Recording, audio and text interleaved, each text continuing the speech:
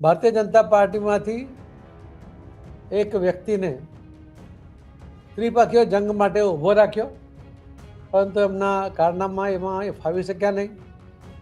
માવજી પટેલ જેમણે ઊભો રાખ્યો હતો એમણે પાવરની વાત કરતા હતા. ભારતીય જનતા પાર્ટીના કાર્યકર્તાઓના પાવરનો સ્વાદ એ માવજીભાઈને ધૂળ ચાટતા કરી દીધા.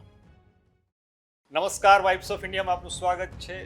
બનાસકાંઠાની વાવ વિધાનસભા બેઠકની પેટા ચૂંટણીનો રસાકસીનો જંગ પૂરો થઈ ગયો છે અને પરિણામ આવી ગયું છે અને ભાજપે ત્યાં ભગવો લહેરાવી દીધો છે. કોંગ્રેસના ઉમેદવાર ગુલાબસિંહ રાજપૂત પાછળ રહી ગયા છે અને એમાંય જેના કારણે આ ચૂંટણીનો જંગ ભારે રસપ્રદ બની ગયો હતો એવા માવજી પટેલને ધોબી પછડાટ મળી છે.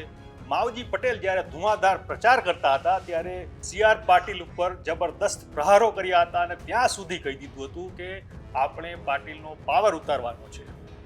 અને હવે જ્યારે પરિણામો જાહેર થઈ ગયા છે ત્યારે ખુદ CR પાટીલ, ભાજપના પ્રદેશ અધ્યક્ષ CR પાટીલ મેદાને આવ્યા છે અને આ માવજી પટેલ જે ભાજપના બળવાખોર નેતા છે એમને સણસણતો જવાબ આપ્યો છે અને કહ્યું છે કે ભારતીય જનતા પાર્ટીના કાર્યકરોએ આ માવજી પટેલને ધૂળ ચાટતા કરી દીધા છે.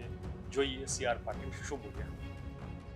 ગુજરાતમાં કોંગ્રેસે ભારતીય જનતા પાર્ટીમાંથી એક વ્યક્તિને ત્રિપક્ષીય જંગ માટે ઊભો રાખ્યો, પરંતુ એમના કારનામાં એમાં એ ફાવી શક્યા નહીં.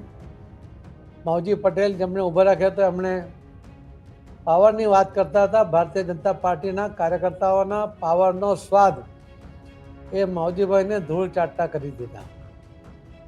કોંગ્રેસના લોકસભામાં જીતેલા ઉમેદવાર લોકસભાના ઇલેક્શનમાં પણ સિટિંગ MLA હોવા છતાં ત્યાંના મતદારોએ એમને નકાર્યા હતા, એમને માઇનસમાં રાખ્યા હતા. ત્યારે જ એમણે વાવના આ MLA એમના કાર્યશૈલીથી નારાજ થઈને એમના વિરુદ્ધમાં મતદાન કર્યું હતું. આ વખતે પણ વાવના મતદારોએ મોદી સાહેબના નેતૃત્વમાં વિશ્વાસ કરીને વિકાસને મહત્ત્વ આપીને જે જીતાડ્યા છે એના માટે હું વાવના સૌ મતદાર ભાઈ બહેનોનો ખૂબ ખૂબ આભાર